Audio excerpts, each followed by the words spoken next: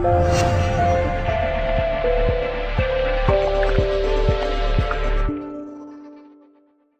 right, welcome back to another great episode of the Money Pillow podcast. This week, I'm super excited. We've got Philip Thomas, who is originally from Cheltenham, England, and he has a pretty cool business that he started, I think, back in 2003 called gotmemories.com. And essentially, it's a company that converts, I was going to make a joke and say that his company produces a lot of porn, but essentially what it does is takes older videotapes and films from the, I don't know, I guess 50s, 60s, 70s, 80s, 90s, or more recent, and takes those and converts them to DVD. And I think they're also stored online as well. So anyway, Phil has a pretty cool story. He is working about 15 minutes a week, earning over a couple $100,000 a year from his business, has it extremely systemized, does a lot of traveling. Funny guy. We'll get into the porn bit in a minute here. I think we agreed not to talk about it, but it's so funny, you guys. But anyway, he also has a book that's called The Documented Procedures and Processes about every single step. So I'm really excited to have, and I think you're joining us today from your home now for you, is in Arizona, is that right? Yeah, I'm in Phoenix. You're in Phoenix, you said? Yeah. Okay. Awesome. So was that a fair enough intro? Was that all pretty accurate? That was pretty good. Okay. Awesome. So real quick, you got this idea in 2003, but you actually started working in the business a long time prior to that. Is that right? Well, I'd actually, my dad had actually started, I saw the conception of the business in 93, and he kind of started doing that in 93, and soon after he really got going with it, he fired me. What do you mean? He fired me. We actually had a video game shop, and we were kind of like, buying and selling and trading video games. This is in the 90s? Yeah, this was like Super Nintendo days and the Mega Drive and all that stuff. And then, so I was working on that side of the business in the same building, and then he started doing transfers. And just as he started to get going with that, he fired me. And, I was like 17, 18 and, cocky and all that shit. So, are you saying you deserve to be fired? Actually, I'm still 50-50 on that one. But anyway, he was like the radio Nazi. If he didn't have his golden oldies station playing throughout the whole building, then if anyone ever touched his radio and changed it to something a bit more up to date. Is that why you got fired for changing it? Well, that was one of the reasons. Yeah, because he had like this radio and with the old dial for like 97.9 or whatever, and it was like this little whiteout little point where because he could never remember whether if that thing moved off the dial, like he could always go back to it and go, who changed the radio station? I'm like, with some video games here, dude, not like golden oldies people coming in, it's kids. Anyway, so that was one of the reasons I got fired, because I was always changing the radio station. So I was never one for authority and like listening. You rebel, you. Yeah. Oh, totally. So anyway, yeah. So how did you go from that to the porn industry? Well, hard times. Wasn't actually making any money, but I was offering services. But then I started up my own business in competition with my dad, doing video games in a town about 10 miles away from our hometown in England. And then I came out to America in '95 for a holiday, and then I ended up just loving it, and I came back. You say this was 95? 95, yeah. I came back from being out in Orlando for a couple of weeks, and then I came back. I thought, this sucks, and I sold everything in my store and closed it down 6 months later. And then, so hold on, you were competing with your dad? Oh yeah, literally. Yeah. I thought you were kidding. In the same town? About 10 miles up the road, but people were still we were still competition. Did this create a big divide in the family? Yeah, it was a bit strange. Yeah. But that's what happens, man. So Sorry, Dad. sorry, Dad. I started the damn business. Like he didn't know anything about video games, and I said, hey, let's trade in cartridges. Like it was at the dawning age of trading in your video games when you were done with them, because you spend $50 on a game and beat it 2 days later, and then you're like, now what do I do with it? Well, let's trade it in, and we'll give you so much. And I started that because that's what I wanted when I was a video game nut. And but anyway, so And I bet that in the 90s, I bet that was insanely popular, right? it got huge, and even the big department stores couldn't compete, because we had brand new releases out that people had already played a week later, trade in, and we're like £5-10 cheaper than what it is brand new, and they don't degrade, So Yeah, it's, sure. they're robust cartridges. So, but yeah, so I just took the same concept and everything that I started up with my dad, and then just started my own thing, and it became really successful. And I was 18, so I started that business just like a month after my 18th birthday. So entrepreneurialism has always been in my DNA. I don't want to talk about that too much because I really want to kind of focus on Got Memories, but all right. I want to talk about this because this is impressive to me. At 18, I would have had a lot of fear in, oh, well, how do I get a commercial lease? How do I get a space? I don't have any background. How did you handle that? I mean, was it just you knew somebody who had some space available and... I didn't know. I actually found a room above a record shop, and I was paying £30 a week in rent, which was, about $50 a week in rent. And I just paid him weekly, and he had this space that he wasn't using. And I had a friend that we laid some carpet down, built a counter, bought some shelving. I mean, it was started on a shoestring. And, how did you get the word out about it?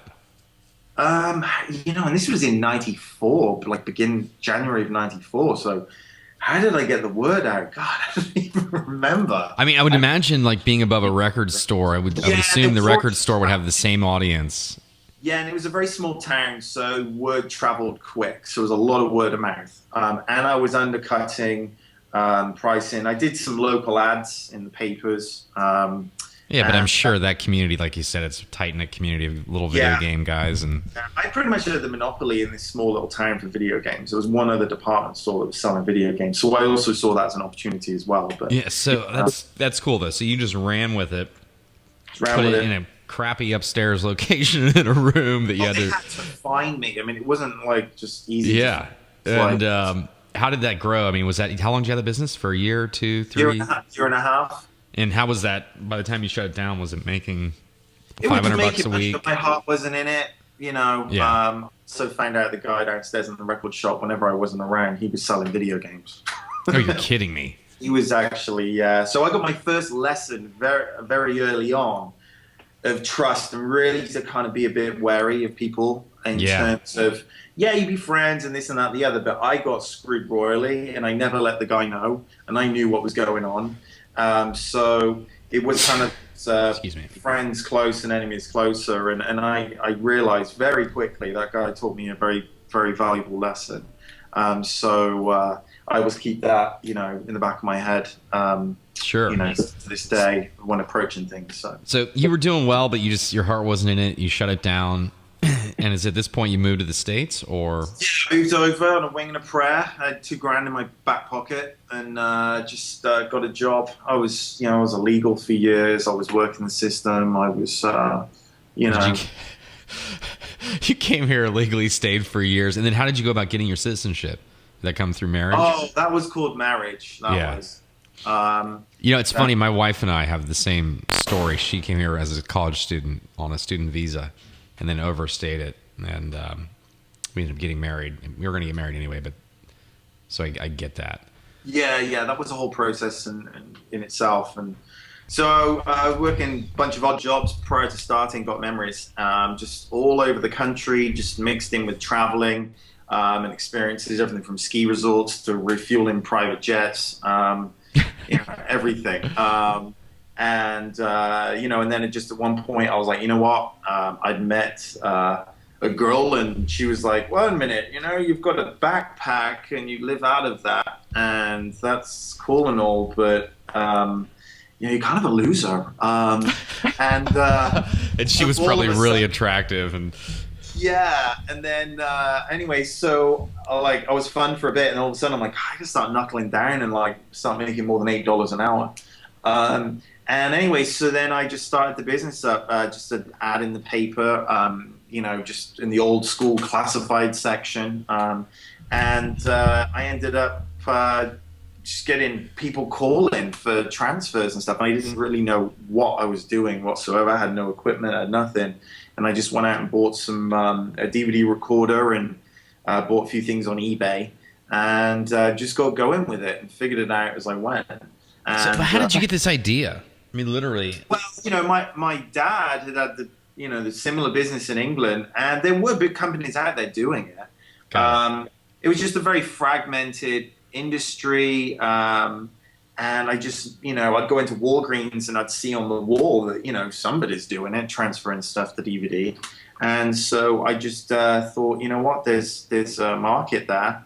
And I just went for it and just started plodding away. And as the phone starts going and people start asking you to do things and you figure it out and they start giving you money and you go, holy crap, here's money, This and is you working.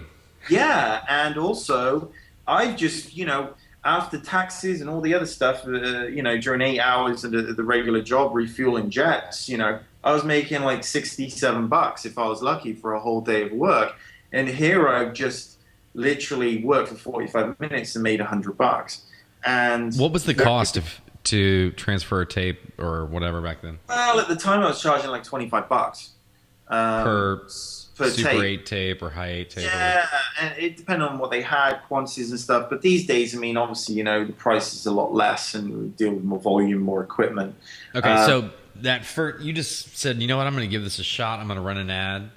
Did you even have your DVD transferring stuff prior to running the ad? Oh no, I had nothing. So you just said, I'm going to test this and see how it works. So I didn't even have a cell phone.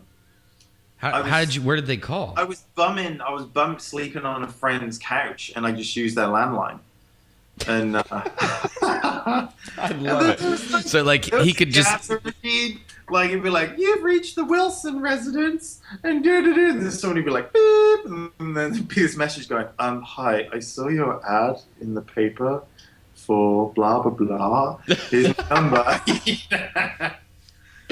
But it didn't matter. I mean, it's so funny, but the reality is it worked, and you got your proof of concept. How was that first? And it cost you, I think you said a minute ago, we had some technical issues and had to reboot, but it cost you $16 a week or 3 days for 3 days? Yeah, $16. The old school classifieds where you were selling a bike or your car or whatever in print used to be, it was $16 for 3 lines. Yeah. For 3 days. I can remember reading those, and I can see that working really well as more of an impulse thing. Like, oh, I've had these tapes forever. Here's this ad. Perfect. What I started out with the concept is the thing is, if you were a business, it was like $127 for the same thing if they knew you were a business. So the way that I worded it was that I was selling equipment. Like projectors and stuff. And so if people were looking for projectors, I knew that they had film. And if they have film, then I could convert them to go, hey, don't bother with getting a projector to watch all your stuff on. I'll just put it on DVD for you for X amount of dollars, and it just makes more sense.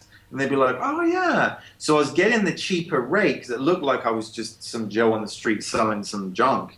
But actually, I was getting calls, leads from that. So Got it. If you've got a bunch of film and you go, oh, I want to see what's on these things, I need a projector. Well, you go through the classified section and oh yeah, someone's selling a projector. Call up and go, hey, how much for your projector? I didn't have a projector for sale, but I'd be like, oh, I sold it. But you've got film, I could convert it. It cost you like $80, and projector was for sale for 60, and they'd be like, shit, just do that. Yeah, and I can just watch it on DVD. Perfect. Yeah, so I would renew that every 3 days. I'd be calling up Arizona Republic and renewing it, and then they cottoned on because I was just constantly redoing it. They went, what are you selling here? And they did a bit of research, and then all of a sudden, after like 6 months of that, boom, I was at full rate and I was red flagged. But I went over to Craigslist. I started advertising on Craigslist, just like, and Craigslist used to be at the top of Google locally, just your classified ad. So I used to go work through that. eBay. I started selling services on eBay. Nobody else was selling services on eBay. So it was all about physical, tangible products. Sure. I was actually on there going, hey, transfer 10 videotapes to DVD for $89, buy it now. And then I would tag like the header and the body and everything with all the different model numbers of VCRs or projectors or whatever the hell they were keying in to buy a projector on eBay or looking. And then they would see in the middle of that, like, don't buy a projector, transfer your stuff to DVD, click on that, and then it would be all the listings for services. So they would buy now, pay through PayPal, and then they would get instructions on how to ship all their stuff to me. I'd do it, ship it all back, they'd leave feedback, and that was really big. I mean, was that first year? That was 2003. All that. So you started with the 3-line ad, and 3-line ad, Craigslist, and then eBay, and then everyone and their mother started doing it on eBay. So I kind of, I guess I was a trailblazer. But this was all in the first year, though. All in the first year, yeah. How were revenues that first year?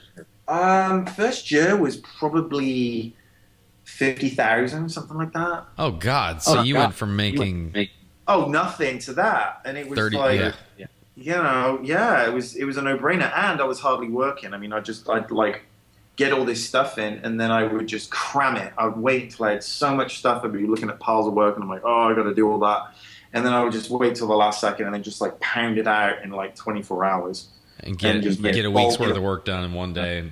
Exactly. Yeah. So I did that, and I was working out of my apartment, just out of the one bedroom. Just started. The money that I was making, I was buying equipment with. So I was reinvesting pretty much 80% of what I was making. And why were you doing that? So that you could do more at one time, or just better equipment? Do more at one time, yeah, because I was just there going, wait a minute, if I've got this much equipment running, well, if I doubled my equipment, I could run just as much, make this double the money with the same amount of labor. Got it. Oh, because you're doing it half the time as well. All right, so first year, business is all coming from the newspaper, Craigslist, eBay, and you did not have a website at this point, is that right? No, I didn't even have a website. How beautiful is that? It's just so Virgin-esque. Yeah, it's such a cool story. So what happens year 2? You did 50 grand roughly, and that's pretty much all profit, except you were reinvesting in more equipment. Service, it's pretty much profit. So what happened year 2? Man, year 2, I actually got dealers, and I went to a mailbox shop group. They meet, once a month or whatever, and they all have a membership, and they meet at this hotel, every month. Would you say a mailbox shop? Mailbox shops, yeah, like Mailbox, etc., and like all that lot.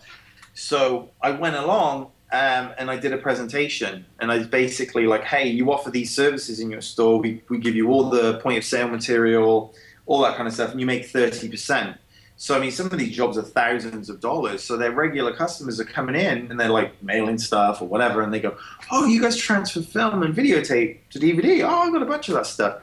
They take the flyer, the prices, then drop their stuff off in that store.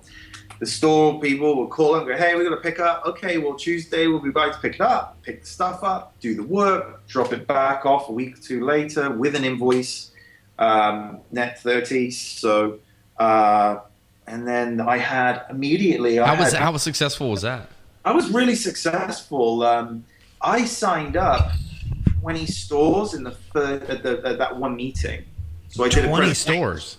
20 stores in one meeting I just met, because I mean it's you're leveraging the meeting and the association. I pay a vendor fee, and then I get to okay, I'm going to talk on this day, and then I just do the pitch, and hey, it doesn't cost you anything to set up. All you guys probably got this stuff sitting in your closet anyway. It works, blah blah blah, and it's pure profit. They don't have to buy stock or invest in anything. It's literally they can make money for writing out a form and picking up the phone. So that took off. How did you get that idea? I don't know. I just saw it in other stores. Like, wait a minute. I had a friend, well, associate, someone I knew. I used to it was actually the shipping store that I used to ship all my stuff from. I used to drop all my packages off for the regular mail order, my regular business. And then I got to know her, the owner, and then she was like, oh, knew what I did. And Because then you I were was coming like, in there all the time shipping. because I was in there every day shipping tons of stuff. So I was like, it works. And so she made up like a little thing to put on her counter. And then like a day or two later, she's like, hey, I got somebody that's got like 20 videotapes. And I'm like, okay, cool. And then just worked the deal and then built it up from there. And that's when I was like, right, I heard about this association and I just leveraged that group and just. Oh, how smart. So, what did that do for business? Did that double business, or how much business do you think that brought I in? did double business. It was a lot of admin. I mean, I don't do that now, but back in the day, it was a good start. It became a lot of the owners were changing hands. Those types of businesses are very fickle. Sure. Collective payments. There was some politics within the group. I didn't want to go to every meeting and sit there for hours and listen to all their stuff, so I used to just show up and kind of show face and leave. And then one of the guys was like, no, you got to stay for the whole thing. And, and it was kind of got a little bit like that. So all of a sudden I wasn't in control, and they would generate a revenue, but it wasn't, I picked some of the good ones and just kind of left the rest because a lot of them would just have very minimal orders, and you got to get a driver to drive 30 miles to pick up one videotape. And, it's a lot of that. So the people that got it, I stuck with, and I dumped a lot of the people that was just time wasters. So, but I still have some of those today. Shifted the whole business though, really in like '06, '07. So this would be year 3, year 4. Yeah. And just out of curiosity, year 1 you did 50. Year 2 you rolled out the mailbox program. How did year 2 and year 3 look revenue wise? They were probably getting close to 6 figures. Yeah. Okay. Yeah. So it's grown, and all of a sudden you're not living out of a backpack. Right. Yeah. And 2 years later, I bought a house. Literally from the proceeds. wow. And yeah. So then I took on employees. I moved, and I had my first employee in '05. Okay. And then that is a whole other spin, because you're then trusting someone to like do your work and letting go and all that kind of stuff. How was that process for you? Because it sounds like it was a challenge. For me, yeah, it was a challenge. I think it's a challenge for most business owners, letting go. But did that, and then I actually got a retail store because there was a company that had opened in town that was advertising full-page spreads in the paper, and we had similar names. So people were Googling for them and finding us, and then I was getting a lot of calls, a lot of local. I was strictly mail order before that point, and then people wanted to come by my little shoebox of an office without a storefront, and all of a sudden I'm like, wow, I need to go retail. And so I signed a lease on a retail front, and then all of a sudden it was 9 to 5, Monday through Friday. Someone had to be there. So I took that leap and went from having a pretty flexible schedule, not having to be anywhere at any time, but now having to be open at 9 till 5. Oh, so what that a was headache. like a swallow. Then you've got to have it staffed. So you feel like you're making progress, and then you take that little dip, and then boom, it goes up. How did that? Did it have a major impact opening that retail space? It did. It definitely gave us a lot of legitimacy. It gave us. How about revenue? A solid location where people are sending their stuff off, and they can actually look it up on Google Maps, and like there you are, and it's not just some like apartment. And that's some creepy guy in his mom's basement. Exactly. Yeah, transferring your porn. So yeah, that was a big step, and then I got my second employee, and I just started to really hone in and just trust that things were going to get done right, and it just started to grow from there. And then I had to get a bigger location a year later. Why did you need a bigger location? just more equipment and just more. You were outgrowing it. Just outgrowing it very quickly. I When was did you stuck in start the the? lease. How much? I mean, out of curiosity, so you did. You did. Sorry, I'm getting distracted here. My phone's blowing up. You did a. You opened retail, and at that point, you were doing close to six figures. Yeah. Did you double revenues with retail, or It doubled it. It doubled it when we were in retail. it did? So you did a couple hundred grand. Yeah. What year was that? 2007, That was in 2008. 2007. Okay. And then when did you start the website? I mean, we started the website in gotmemories.com in 2006, 2007. And if I understand it now, that's pretty much how the majority of the business runs, right? Yep. Okay. And how's my audio, by the way? Yeah, good. Still good. Okay. All right. So the way I understand it now is that's how the majority of the business is run, is all through the website. Is that right? Correct, yeah. Okay. How do you go real quick from having a couple employees, retail, doing a couple hundred grand a year, to you no longer have that retail space and just having the web? What was that process like? Well, when you say web, we do have walk-in traffic. So people are finding us on the website, but they're just, coming in off the street. But they so already... you still do have a location? Oh, yeah. We have a retail location. Actually, it's in an industrial park. So the rent in commercial properties is like half of that of retail. Oh, sure. Okay. And people still show up at your warehouse. But yeah, we're not like big banner on the side of the road or anything like that. We're tucked away. Yeah, we do get walk-in, and we've had to stick to that. But it is all 100% of and people find out about us is through the web. Through the web. Okay. And how did you go from, I mean, did you just get tired of having to deal with employees and people quitting and hiring and firing? And, what happened that you went from that to just the web? Did the web just explode and take off? And you're like, all right, this is...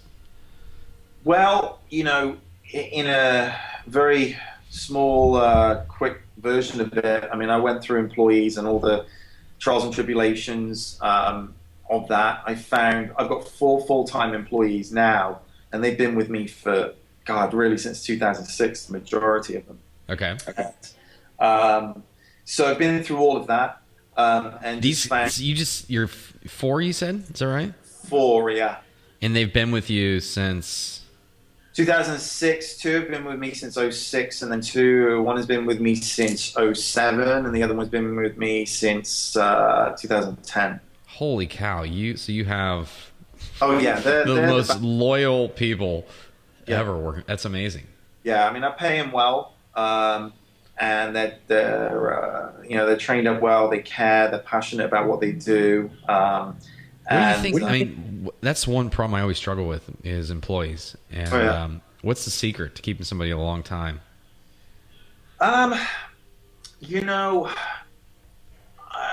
For me, it's been, and I've got this kind of my own little theory.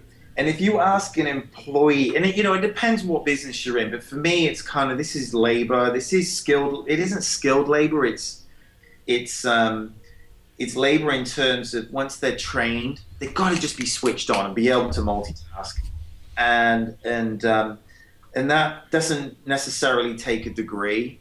That's something that's born. And I like people that are, I ask them a question, like, where do your grandparents live? And if they say Phoenix, it's a good thing because they're born and raised here and they're not going, I'm transient. I might be in St. Louis next week, or I'm on my way to LA to be a star. It says a lot about their character. Their character, their family values, they're from. That's such a good little hack right there. It is. And you ask them where their grandparents, and I mean, in a roundabout way, you kind of ask about their life a little bit. You go, so, your grandma, they live up the road. Like, you go, now this is a hometown guy or girl, and they're not, they're not going to be fleeting, after 2 months and leaving town. And also, I like people I call them the triple baggers. You know, you go to the grocery store and they're the people that are using both hands and not just sitting there going, putting it in. The guy that's like sitting there like, doo, doo, doo, doo, and you're like, Just wow. killing it. Yeah. Or you go to the gas station.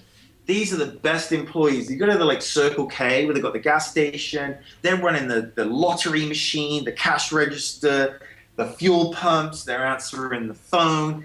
They're being nice to people. Have a nice day. This, that, the other. And these people are making like $9 an hour if they're lucky. And you just sit back and you're going, wow, they are on the ball. Look They're at on them. it, yeah. And you can't find a college grad.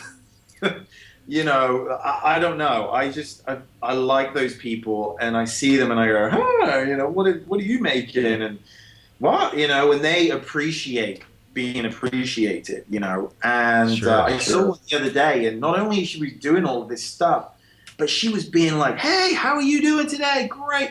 A major positive attitude. And I just watched her with the line going down, and I just said, man, you rock. You are amazing. And she's like, oh, really? You know? How cool. Like, I'm going to keep note of her.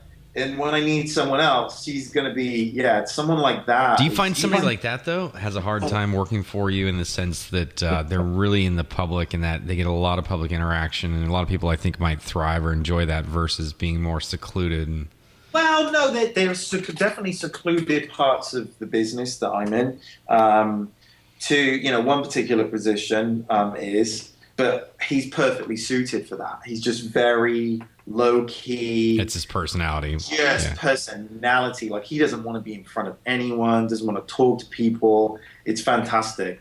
But there is a lot of... The job has some tremendous perks with all the porn that you get to watch. Yeah. So you've got that as well. So yeah, I mean, I'm you know what? Hold on. We keep dancing around that, but I should probably just bring up, we talked prior to this that oftentimes, so your people don't watch them anymore because everything's kind of done behind the scenes with computers and softwares. But back in the day when you used to do this a lot of the stuff that you were transferring ended up having porn on it. I don't say a lot of it. Just you noticed it a lot. I mean, I used to notice it a lot, just running on tapes. But it's people's lives, you know? Like, you got the guy that's in his early 40s now, and back in the late 90s when he was at college, you know, he had a video camera and he had a girlfriend or some sorority sisters. They used to hang out, have some fun. So mixed in with all of his, like, home movie footage, you know, hopefully it's on a separate tape. You know, they kind of got a little bit of, you know, some of the... People do that? Conquests over the years. Oh, yeah. Do they really? Had, you know... It's a joke. Just people, like, especially if I'm ever in there, and then there's, like, a guy that comes in, we're having, like, guy talk, and then they'll, like, slide a tape over, and be like, hey, this one here, can you just kind of, you know, it's me and my ex-wife, or what, you know, when you're like, dude, you know, but it's all awkward. It's all consensual, it's all, you know, whatever, but, you know, or, you know, we get a lot of where it has been, it's Christmas Day, and then they just picked up the video camera like on New Year's Eve and just like had a little fun. And, you know, it's like mixed in with the tape, and they want it separated, or just don't want that recorded at all. Or, you know, over the years, it's just, you know, it's so human. They'll actually bring it to your attention and say, hey, don't transfer this bit. Some people bring it to attention. Some people don't even know it's on the tape. You know, they've forgotten it's been a long time, or it's not their tapes, or... Yeah, I've heard stories of... a friend's brother got a bunch got a bunch transferred, and they were all as a family were sitting there watching, and it went from like kicking a soccer ball to the bedroom, and and it was her brother and his wife, and they were both in the room when it switched to that. And, there's just nothing worse than that. I'm sure you've created a lot of those memories with your company. Yeah, we give people a heads up. I mean, we'll cut stuff out. We'll call people if we catch it. I mean, I wouldn't want that, you know, to be sitting down and seeing my mum and dad just, you know, out of like rabbits, you know. I can imagine people who are. Like, I've had friends whose parents have passed, or their mom passed, or whatever, and they take a lot of that stuff and get it converted so that they can actually watch it. And I can imagine that's awkward. Okay, so moving along though. We're gatekeepers. We do, we'll do our best to make sure that that is not in there. And if it does want to be kept, we'll work with you. Yeah, that's so crazy. So, all right. I think that's all we're going to get now. If there's people watching this, they're like, oh, now I found the place. You're going to get a bunch of porn. Either that or they won't send it because they know that you might catch it. Well, we're catching it for good reason, Yeah. Quality control. So. God, I can only imagine what the people working there have seen over the years. Probably some pretty interesting ones too. So, all right. So going back to what we were saying, okay, so you've had this location. You've got 4 employees who've been there forever. You do a great job of finding good long-term employees, and I think that was really good advice with the asking about the grandparents and kind of getting an idea. Because, yeah, I can see that based on employees I have had that have been great, that have worked out for a while. They are not transient. They stick around. Family values are important. Everybody's close. So, very cool. All right, so you move into the online space. I don't think we talked about this too much. But you started a website. What year did you have the website? Well, I had small websites with very little traffic previous, but gotmemories.com was really launched. I obtained that domain it was like 2007, 2008. And when did you start putting a focus on it? Pretty much immediately. Immediately. Okay. And then when did that start really driving a lot of business? Well, we've never really had crazy traffic. Where we get most of our traffic from now, and this has kind of been the core of my message and experience, what happened in '07 is I had all these employees, I had all this pressure, I had payroll, I had to, I had a son now and family, and I mean the pressure was building, and I was tripping over people to grab the phone because I was the penultimate salesperson. Could sell anybody. I needed that call, get people going, and didn't want to take that chance and let one of the other staff members screw it up. So I was repeating myself. Again, the website was taking off, more and more calls were coming in, the word was spreading, and I was on the phone all day repeating myself. The same mundane, just blah, blah, blah. I was on autopilot, wasn't even thinking, and I was giving the same pitch, and I got so sick of repeating myself, and the same 10 to 15 questions were always being asked.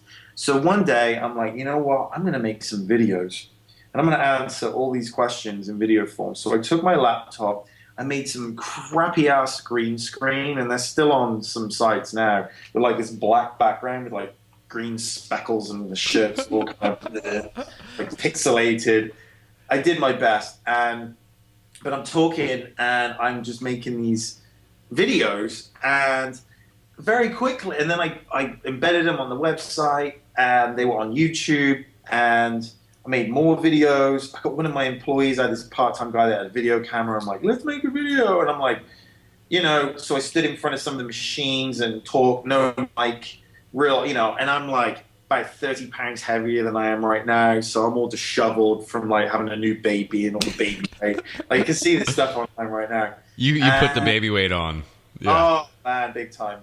And so very quickly, these calls were coming through where how'd you find us? Or the emails were coming through with the subject, hey, I saw you on YouTube. I'm like, really? That crappy video? And it wasn't about the production value in terms of, the intro, the background, or the audio. It was about the content, and it was about my straight content. Just create straight content and just being fluid and just having a conversation with the camera, and people just going, wait a minute, that guy doesn't seem full of shit. And I just knew what I was talking about. And these were videos that you were answering the common questions that you were getting with transferring Super 8s to DVDs or everything. Yeah. How do I know what's on the reels? I want to buy a projector. I want to waste money on this or that, the other, all the shipping. Is it safe? Is it all these things? And what really took off, and what was my pet peeve, was in the film transfer industry. There's a lot of companies out there that are just projecting stuff on a piece of paper with a projector they got on eBay, and then they're recording it off the wall. Now, I know this because when I first started out, this is how everyone did it. And I thought there's got to be a better way. So I invested in '06 in some equipment, and I just said, you know what? For ease of use for staff, this needs to be done right. And the quality we were pulling out before was really good, but just for processes and procedures and simplicity, let's get some equipment in. So I dumped a ton of money in equipment. And then I was all of a sudden like, wait a minute, I'm just going to make videos on how we transfer the film, because the competition doesn't do that. It's a very closed off, weird industry. And, you know, companies are on the website going, oh, we use the latest and greatest technology, but we're not going to share that. We don't let you know exactly how we do it because it's all secret and we don't want other companies to copy what we're doing. And it's a load of crap. And like that marketing. Because they have crappy equipment. Probably. Exactly. Yeah. It's like, what are you hiding? So, and that still goes on to this day, but I basically I peeled the lid back on the business. I just showed every corner, every nook and cranny, every process with the video, and immediately business starts to take off. And I was the person now at the front that was like, I'm setting the precedence here. And if companies don't have videos on how they transfer film, then assume that they're doing it like this. And so I was. So you used it as a way to. I love it. I so clever. It way. And we still do that to this day. But it's not just a load of shit. It's bringing. I said, right, and then I promoted the company that made the equipment, and I don't really like the guy that runs it and how he runs it, and customer service is terrible. But I was like, well, you know what's good equipment? If it raises, the awareness of quality transfers and raises their sales, oh well, it's for the greater good of everyone. So I really had to swallow that pill, because you do kind of want to like keep it to yourself. Have a competitive edge. But yeah, you know what? I completely agree. Now other people have done kind of the same, but hey, they're using good equipment. They sleep better at night, whatever. It's for the greater good. I've gained, they've gained, what have you. So I swallowed that, and I looked at the whole picture, and that's an interesting kind of angle in all in itself, to kind of just be a bit more selfless in that respect. And so I did that, and it just took off from there. And then I made more videos, and I started spending money on, a guide to, proper lighting and all that stuff. And was the YouTube traffic pretty significant? Yeah, it's pretty decent. I mean, like last month we had like 15,000 views. How much do you think that translates into business, ballpark? It's really hard to measure. I mean, this is one area now with the business in this day, now where I'm at, is the measurement factor, the intelligence behind the numbers. And this is kind of the whole new kind of game of the business is really measuring it. But it's hard to tell, when you're on the phone with a customer and you're like, oh, how did you find us? And a lot of our customers are, they're older. They don't really know how the hell they found you. They're like, oh, I just Googled, film transfer. Yeah, so it's impossible to tell. Video? Was it this? Was it? And they're like, I don't know. They're pissed off. They just go, I don't know. I don't even know how to hit the back button on my browser. Okay, let's move on because we're going to lose. So you're never going to figure it out. Yeah, I was asking for two reasons. One, when I was in real estate, we started ranking. We use YouTube to rank right at the top for all these local searches for people looking for real estate. And this was back in 2005, 2006, 2007, somewhere in there. And 2003, is that right? Yeah, right around that time. And then my company, we created a training around video marketing, and we hear all these crazy stories of people using YouTube to get right to the front page of Google for different things. Yeah. And selfishly, I was hoping you were going to say, oh, it's $80,000 a month. And well, it surprised me, because out of our website would be on like the second or third page, but our crappy YouTube videos were the first page. First page. The still frame, like you just do, I'd be in different cities or different parts of the world, and I'd just go, oh, film transferred to DVD. And like, the second one down would be like the freeze frame of me, like, and I'm like, could we change that thumbnail? But hey, it worked. And then, I mean, I use YouTube for so much stuff searching, I'll be on Google and I'm like, why am I just looking on Google for this? I'll just go to YouTube. Dude, I took my car and I had a window that broke, and my mechanic said it was going to be 2 weeks. And I didn't want to drive around with like something wedged in my window to keep it from falling down. And he told me, he's like, it was 2 weeks and $500. And I'm like, all right, okay, I guess I'll wait. And I called another place and they had like a week wait. And then I'm like, crap, how much is this part? So I went on Amazon, bought the part, and I went on YouTube. Actually, I went to YouTube first. And there was a video of my exact car, exact model, step by step, a 9-minute video that I just literally put on my phone, hit play, did each step, paused it. 45 minutes later, and for $80, it was done. I didn't have to wait 2 weeks and spend money. It's unbelievable. It's crazy the amount of content out there. It's unbelievable. It's unbelievable. It's such a good tool. Did you find your website also? Did you put the YouTube videos on your website, right? Yes, so they're all over. If you go to gotmemories.com, there's video all over the place. Did you see your ranking improve once you did that? Not just the videos and how they rank, but the actual website. Yeah. Yeah, we did too. When I was in real estate, we could not get to the first page. We were at the bottom of the second page. And as soon as we started putting YouTube videos on with each listing, we would put a YouTube video of a video tour. We went within a couple months to number 1 for all the keywords that we wanted. All of them. It was, I think, 2 things. I always tell people this when we talk about the importance of video marketing. 2 things happen. I think, 1, people spent more time on my site because they're watching the videos. Yep. Which that's an important thing for ranking. And then 2, I'm showing Google content on my site. So I think Google favors that. And then all of this content, all the keywords that we were using for the video titles were all the things we wanted to rank. So it was like I had more content on my page that people wanted, when they were searching. So I think I love video. I think it's just like... Yeah, I am a video... I mean, I'm about to go crazy with video. Adding more and more content for this business, but also I see it with other businesses where you just look at the mass of businesses on the whole, and you really say like 2% of businesses are utilizing it. It's funny. I had another interview, Daniel Vitello, who he sells a spray to, if you break your iPhone, to spray on it. If you break it, if you drop it in water, you can spray the spray on it and it'll bring it back to life.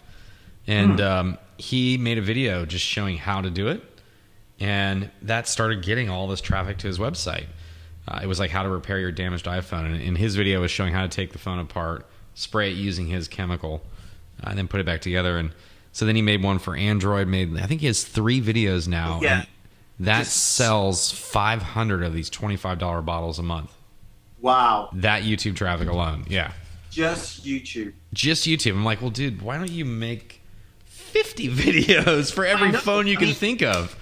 This is keyword specific stuff. I mean, yeah.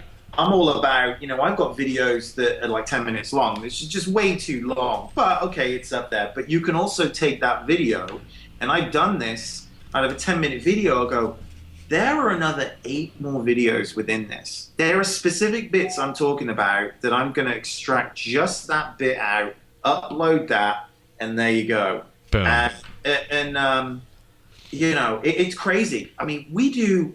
I started by default renting LCD projectors for meetings or whatever, and I bought one for myself and DVD player in it just for the kids, to watch the stuff on the side of the house. And I thought, what? I spent $500 on this thing. I'm sure like people will rent this. So I made a video, and I created a web page on gotmemories.com. And I just made a video with my iPhone, with the camera, the shitty version of the camera on your face. Yeah. And I was just like, here you go, these are the projectors, it's all grainy and crap. If you type in Phoenix LCD projector rental, my mug is like number 1. And then below it is the actual web link. So we do like $5,000 a month now in projector rentals. Oh my God, you're kidding me. And that's all free money, because once you pay, we've got like 5 projectors and screens constantly just out on rotation. and we're decently priced. I mean, it And people starts rent like them to show movies on the side of their house and everything. I mean, you go games. to an AV company at the hotel, they're going to charge you $500 for the day. Some places are 250. We're $50, $75. You know, like a Yeah. realistic price. And all day long, just people are just renting and rent weekend packages. Oh, you want a screen as well? Oh, you need a. Then it went Oh, into that's so like cool. So you were able to add another whole nother. whole nother service, and it's like just And paid for. You know, I would imagine a lot of that traffic comes from the Google search for that service, and then sees your video, and then see the video, and that one video is top of Google. But you know, I've got my phone number in there in the description. There is the URL that'll take them straight over to the website. I think that's very important in the description to always have the URL. and have it up high. And, yeah, and also I'm actually using a company to transcribe all of the videos. So it's going to be in the description. The keywords, yeah. Keywords. Yeah. So all right, I get geeked out when it comes to video marketing, just because I've gotten such great results, and then I'm so with our training that we've had almost, I think I don't even know, because we split this into a new members area and I never added, but I think we have over 10,000 people that have gone through it, and I've gotten it's just crazy testimonial after testimonial. Not so much for the product, but more of what the results they're getting, and it just kind of blows me away. So I love this stuff. I could talk about it all day long, but back to your business. So, yeah. Got Memories. How does it look today? What's revenues like? Can I ask what the revenues are like this year? Yeah, I mean, this is my first year where I've been completely absent. I mean, you know, I've done so much traveling this year just for leisure. Where have you been? I've been, beginning of the year, I was in England for a couple of weeks. Then I went to Maui. Then I went to South Africa. I've been back and forth to England like 5 times this year. Wow. Been all over Europe. So you're working your ass off. Oh, of course. I'm going to England in a week, and then I'm going to England for a couple of days, and then I'm going down to Argentina for a couple of days. And Are you really? In the back here, yeah. Where in Argentina? Buenos Aires. You've been before? I've never been.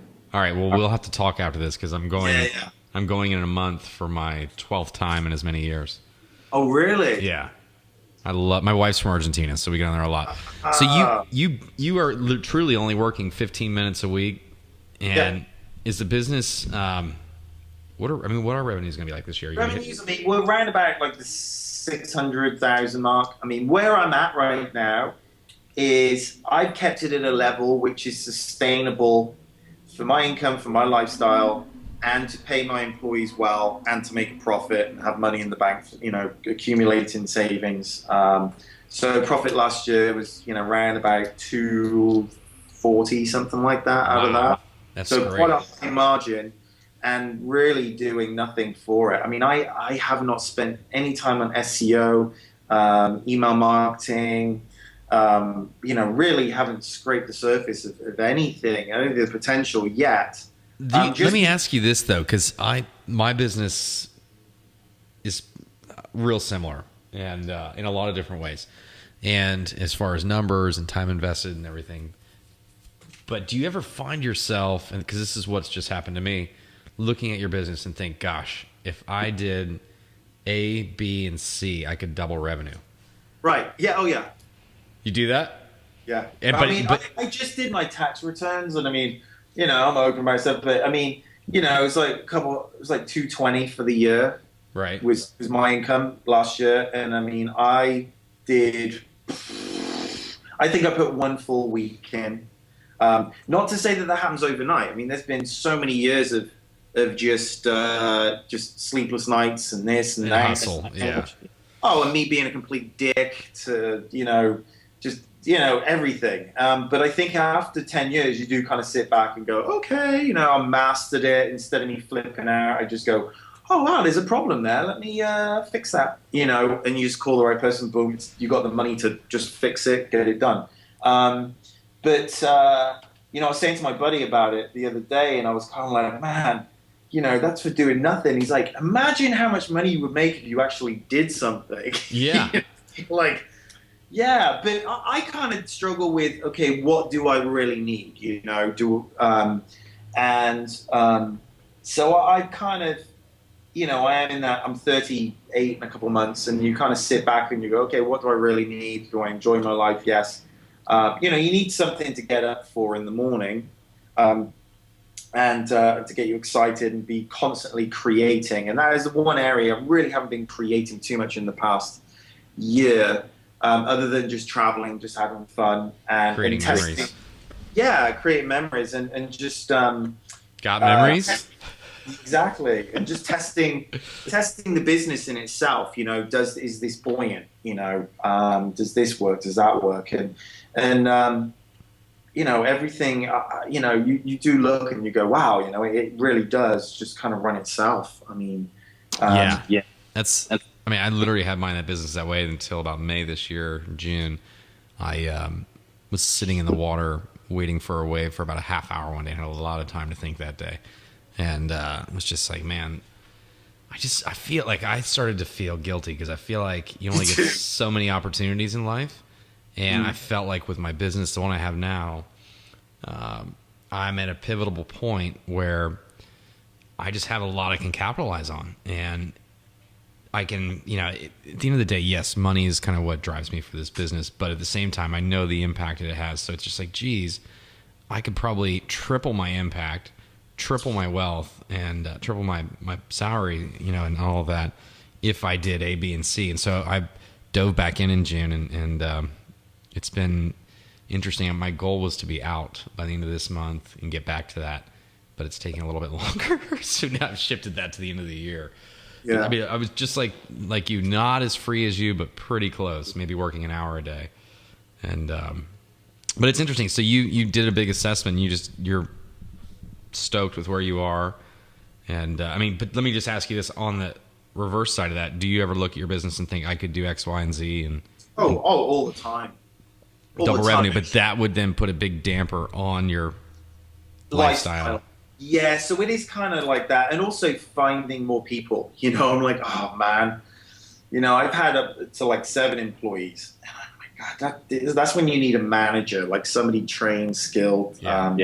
So I am possibly looking at leveraging, maybe investors or somebody that's going to come in and basically take a lot of the risk. I like to come up with ideas now and be the spokesperson or the ideas guy. I don't like to get involved in the nitty gritty. That's one thing that I have evolved over the past couple of years with the experience with the business, is I know pretty much what I want and what my strong points are, and what I don't want to get involved with. And I also can look at a situation now and look at it 2 years down the road, go, okay, so if I start this and do this, this is what is going to do. Does that look attractive in 2 years? Because that's where I'm going to be, because that's where I've been before.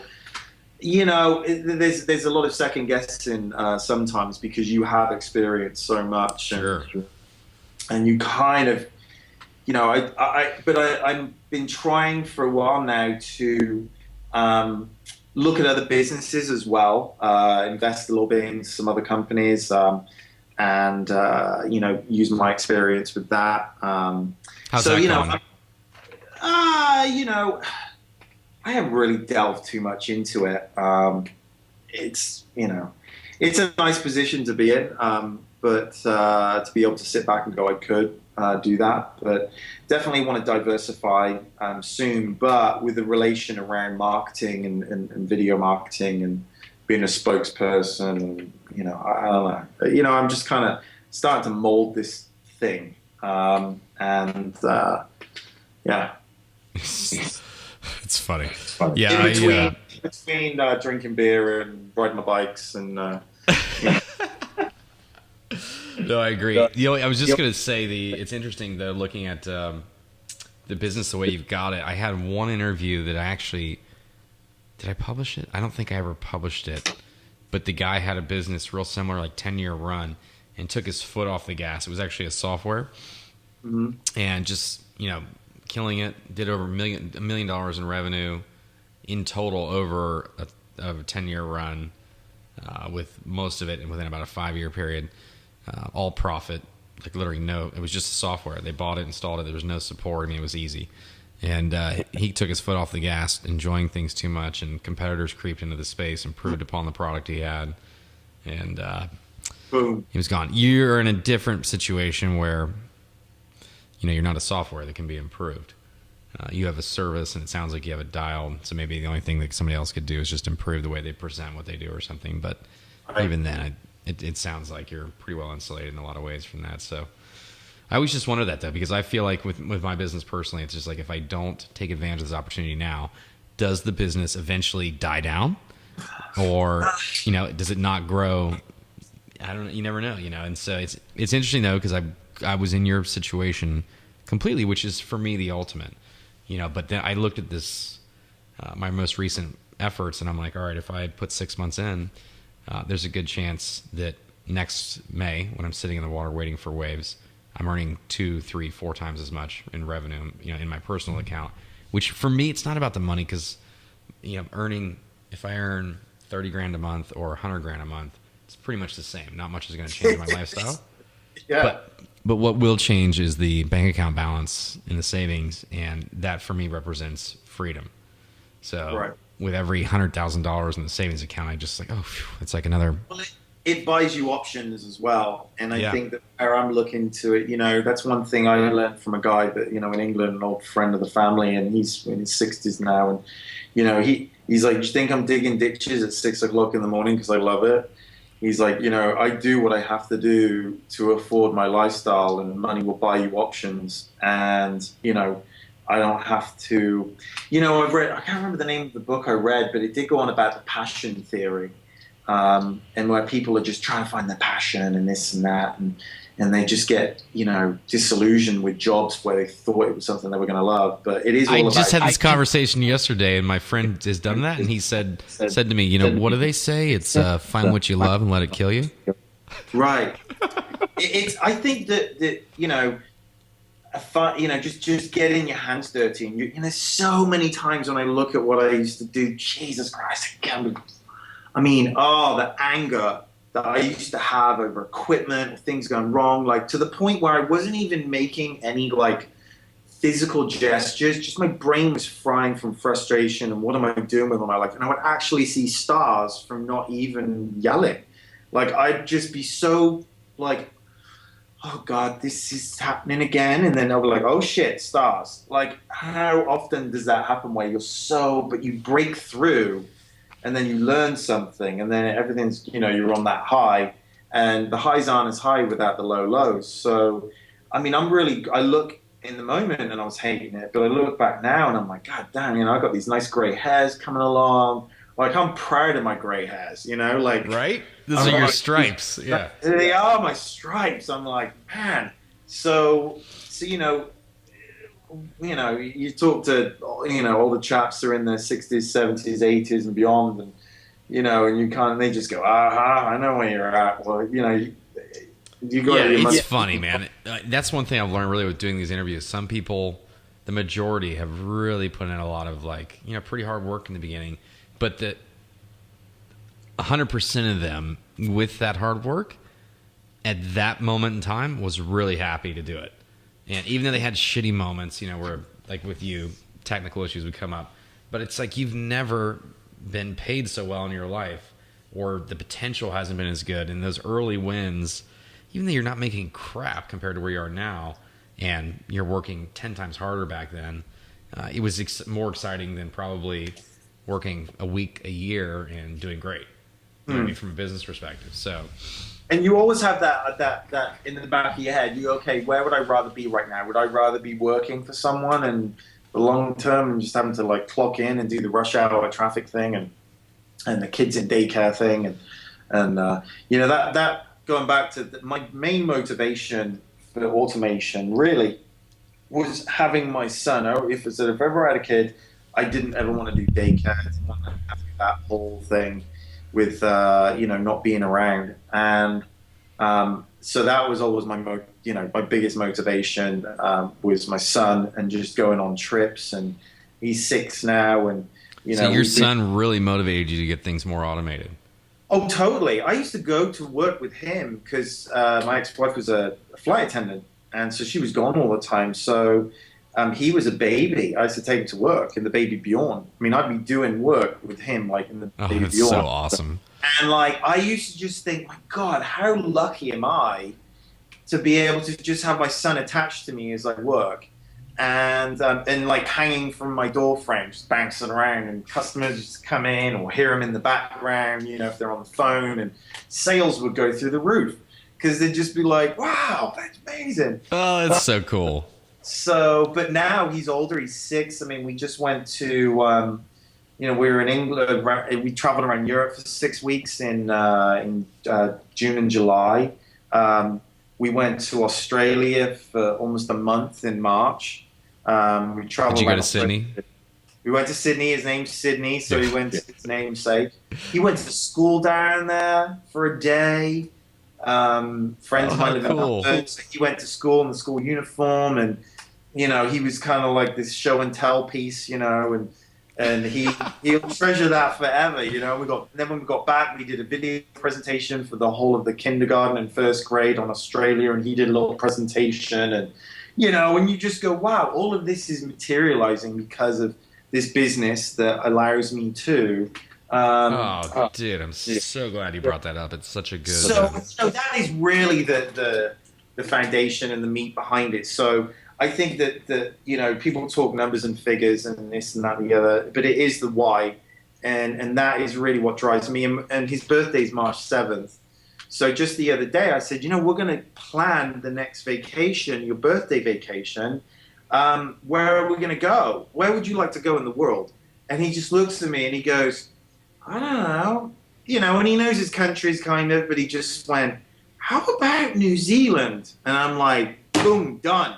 That's so awesome. And I'm like, we're going to New Zealand. So actually, I'm looking to look at flights in the next day or so. And we'll just go to New Zealand for like 3-4 weeks. And I'll try and find him a place to go to school there, and make that a center point. And, Dude, I love it. I So love really, it. I think that when people talk about that, especially people with families or that are aspiring to have a family, that kind of life experience and just joy, and you figure out what life's all about, and It's so true. it's great. So it's great, and especially when you come back to school and you're doing a presentation, and all the teachers are just sitting there like the teachers are learning something from my child. So how many states are there in Australia? And he's like 5, and the capital is Canberra. And we went to the capital and we saw where the prime minister lives, and these teachers are like, oh, I didn't know the prime minister of Australia is a woman, and I'm sitting there going, oh, okay. She isn't any. There is. I didn't know that either.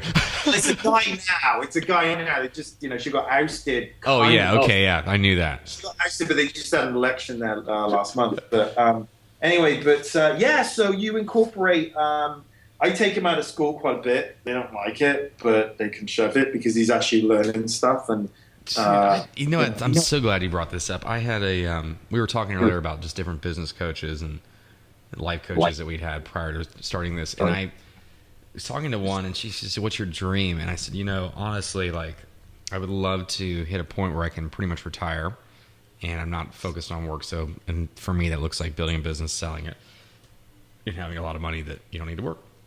And she's like, what would you do with your time? And I'm like, to be honest, I want to do that so that I can just dedicate 100% of my time to my wife and my kids. And I was kind of embarrassed to say it because I felt like I should have some response about how I want to save the world and do all these things. And she said, no, you should not feel bad about that at all. Like, if you don't want to save the world, that's like, you maybe by dedicating all of your time to your wife and kids have such a tremendous impact on them that they go out and do great things in the world. yeah, And that's what you want. I was just like, I felt like it was okay to kind of have that vision for the first time, because everybody entrepreneur I know is, oh, I'm going to save the world. I'm going to do this. I'm going to build school, Right. a lot of things they do still, but they just are defined and driven by that. And to me, I don't know why I just don't have that desire, but I literally would die for just the ability to not have to work and spend 100% of my time with the wife and kids or have that flexibility. Yeah. So it's so cool you're doing that.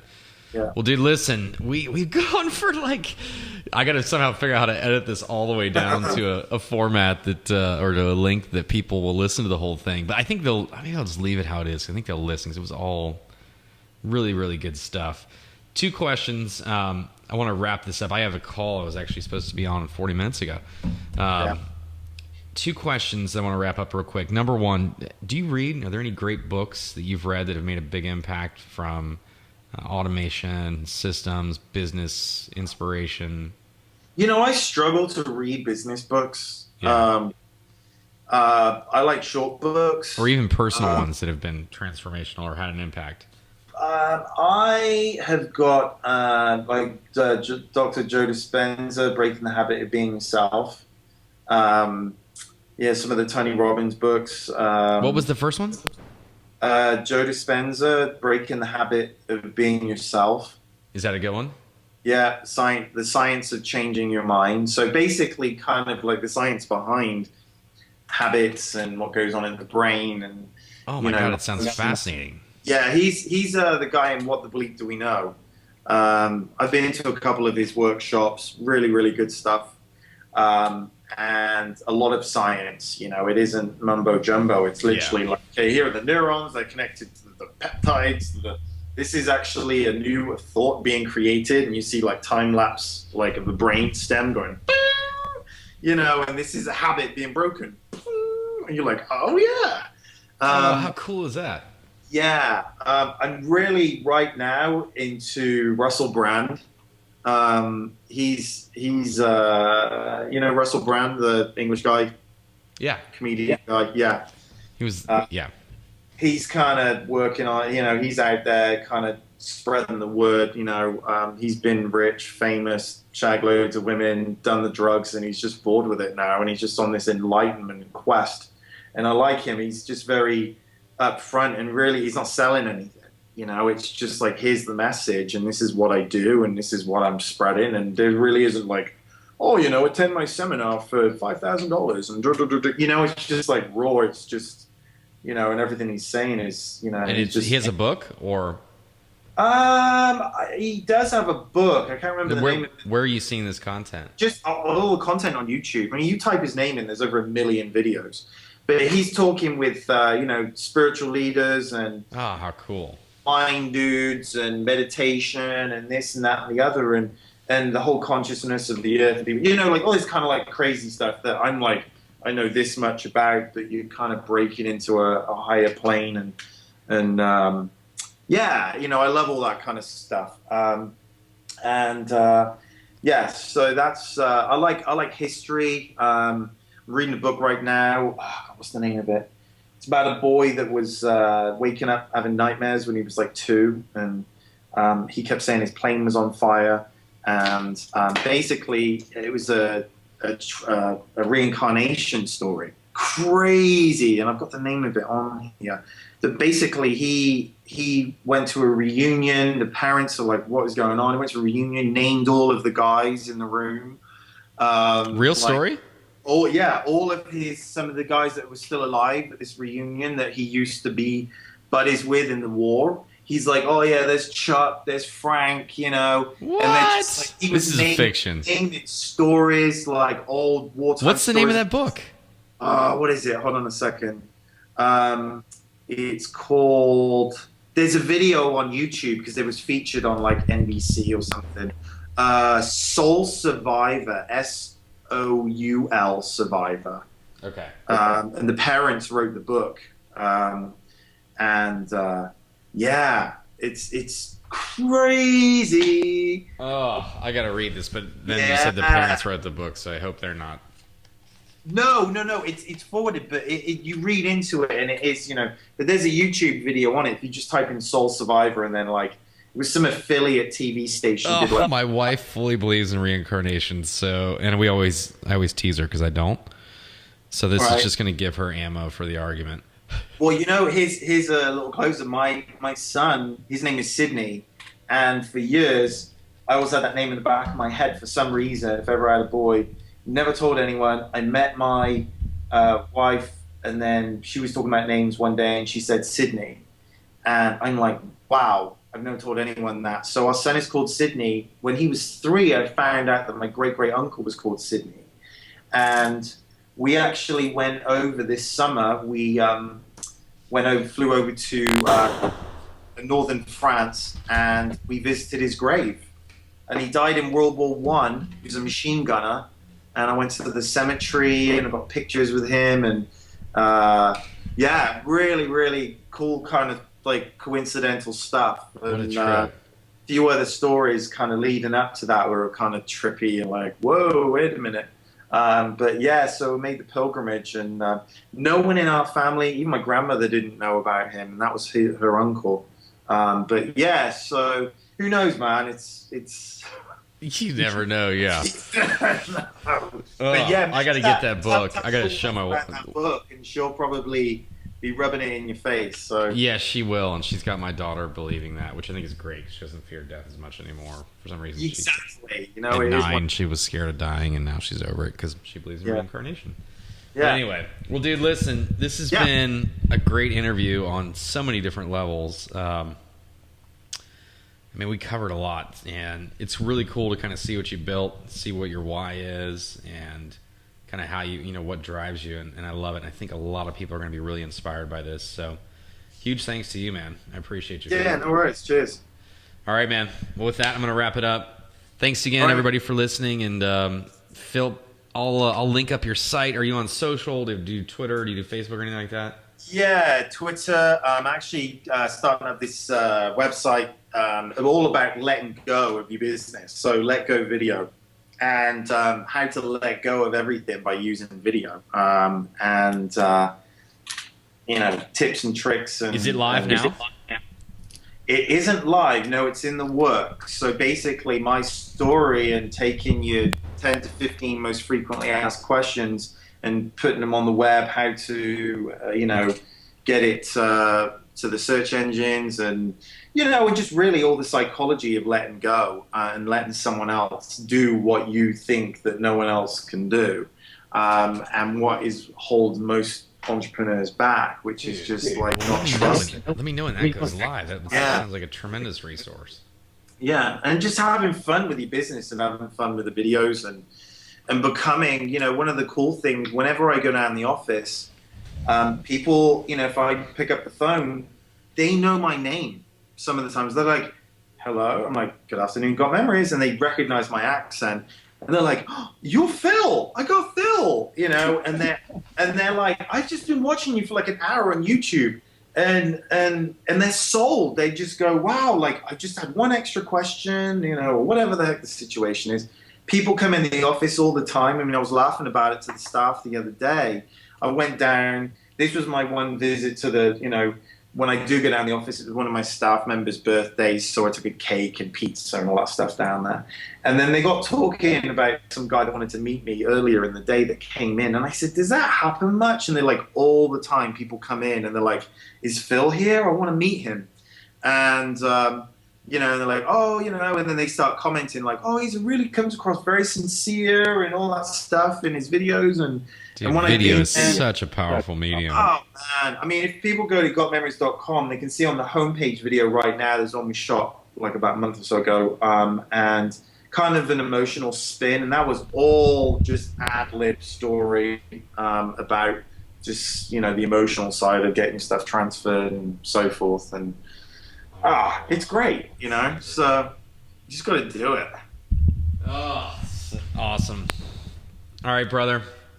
Well, I will link all that stuff up on the site. So if you're listening, head over to themoneypillow.com. And if you have any comments for Phil, be sure to leave them there, and I'll make Phil go there and answer them. Just kidding. But maybe if he gets up there, I'll let him know. But anyway, really appreciate you, brother. This has been awesome getting to know you and your story. And I look forward. I want to check back in with you in a year or two from now, or at some point, and see kind of what's transpired since we talked. It'll be interesting to see kind of how the business changes, or if it does it all, and where you're at. Yeah. So, all right, man. Thanks again, Phil. Yeah.